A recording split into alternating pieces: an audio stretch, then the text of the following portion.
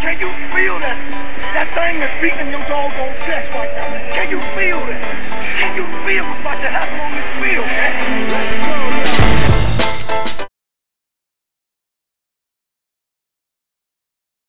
Hello, Man Nation. Sgibs here for another exciting edition. It is not your den. It is not my den, but it is the Mad Den, aka the Laser Show, the internet's most passionate show about John Madden, NFL 12 football. Ready to kick off the bang. Show number 125. Great weekend this year. Weekend in sports for, if you're a Patriots fan, of course I am. Tom Brady went off. He's on pace, for those of you that don't know, he is on pace to throw for close to 8,000 yards passing this year. First two games, he's just shy of 1,000 yards passing in 2 games. He's on a tear. Another guy that's on a tear, Cam Newton. I mean, guy's the real deal. I mean, that's the question of the day. Is Cam Newton the real deal? So far, 2 games in a row. I know he threw 3 picks. Someone told me 3 farves. So he threw 3 picks, but he is lighting up the scoreboard. He's producing stats. Fantasy, okay, he's good, but is he the real deal? I'm not a Panthers fan. I don't know. So anyone out there that is a Panthers fan or follows Cam Newton, is Cam Newton the real deal, Holyfield? That's the question of the day. Leave it in the bottom of the chat. We'll figure it out, talk about it later. But again, the next couple shows we're going to bypass team segments, and we're going to talk about the 5 sets for success on both offense and defense. So we're first going to break down offense and then defense. And a lot of people, I just got married, went away on a honeymoon, I was gone, blah, blah, blah, the ring, the bling. But a lot of people, they said, we want more tips, we want more understanding of what you're doing. Don't give just this one play, break it down a little bit more. So listen to that, I want to give that to you today. So what we're going to talk about today is the first part of the 5 sets for success. I want to explain more how we play, how we set up our passing game, our run game. So the first segment we're going to touch base today on is the power run formation. Now we call it a 3-headed rushing attack, and again, I think we might have been confusing people over the past 3-4 years now, where we say it's a 3-headed rushing attack, and I think a lot of people think that it's kind of like an earth, wind, and fire type scenario, when in actuality it's not 3 different halfbacks, or it's not a quarterback, fullback, and halfback. It's actually a running scheme. It's a run left, run middle, run right. So I think maybe a 3-headed rushing attack is maybe misleading or what have you. So let's break down more about what it actually is. It can be from any formation. It really should be under center, but some guys out there might be cute and do it from shotgun, and more power to them, but really needs to be under center. It could be from any formation under center. We really need to have a run left, a run middle, and a run right. Now, not every formation in the game is going to be able to follow with that, but typically what we look for is one counter, which a counter can be your run left or right, doesn't matter. So you have one counter to the weak side, you have a halfback dive, halfback slam, inside zone, whatever have you, halfback blast, that's your run middle, and then some type of toss or pitch to the outside, and that's your run to the right.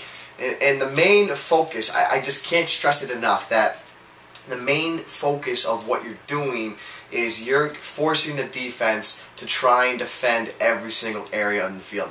I will tell you right now that the majority of players that you come across are not that committed to stopping the run. Maybe they have a couple, one play that they feel confident in, but I'm telling you right now that I don't think, and I know from 17 years of experience playing Madden 12 for over, I think probably like 1,000 hours at this point, playing 15-hour day games and things like that, but they don't practice their run defense enough to stop your 3-headed rushing attack. You have to have great user skills, and you have to have complete balance with your defense. So that's the first thing you need to understand. So if you run into someone that can't stop your run game, which I did a couple games ago, I was playing in the Virgin Gaming Battle for the Gridiron tournament, and I was actually down 14 in the 4th quarter. My opponent's a great player. He's a well-respected guy, but he wasn't able to stop the run. I ran for over 250 yards on him. It might have actually been like 242, but that game's actually recorded, so if you want to see that, I'll show you. But I stuck with the run. He could not stop the run. He was able to stop my tosses. He committed to stopping the toss and anything run to the right. But he had a really hard time when he'd try and stop the counter. So I'd hit him with the counter, and then he would shift his defense to stop the counter, but he'd also respect the toss, and then he'd give me the middle, and I'd take the halfback dive. So it's not about forcing it. Which a lot of guys, they feel as though they shouldn't run the ball, or it's 1st and 10, you run the ball, and you get 1 yard, it's 2nd and 9. Uh-oh, the world is over. Now we need to start passing. If you run the ball in 2nd and 9 and only pick up 3 yards, and now it's 3rd and 6, yeah, you probably should be passing, but don't panic. Running the ball is all about a commitment to the run game.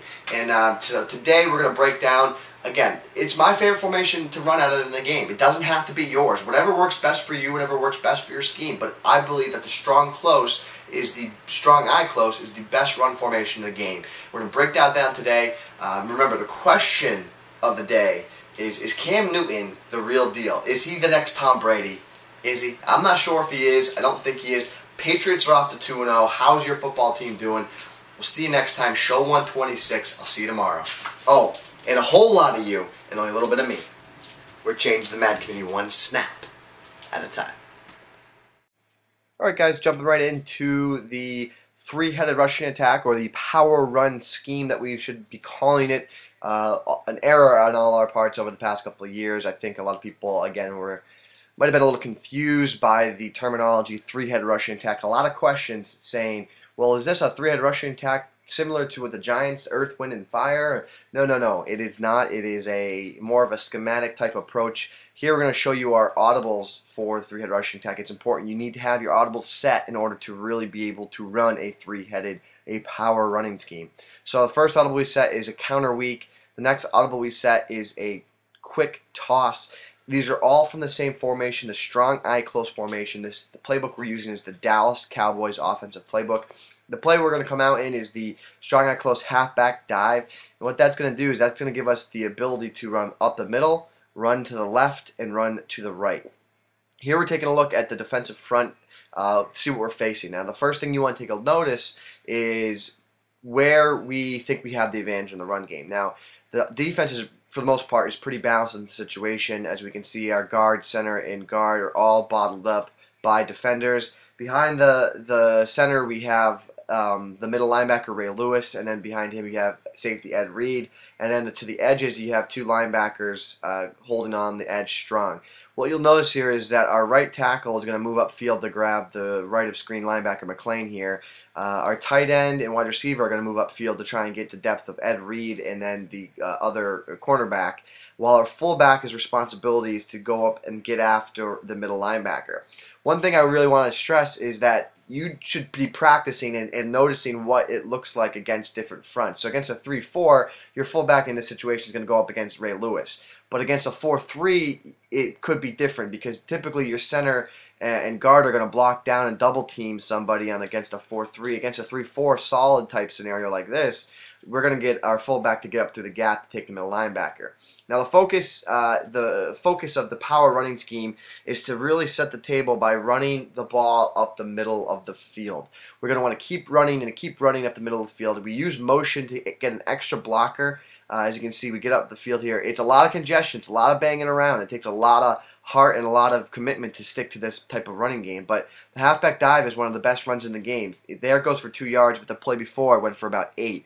Stick to it again. Again, we want to set the table, force the defense, and here we actually cut outside for a big gain, but force the defense to start protecting the middle of the field.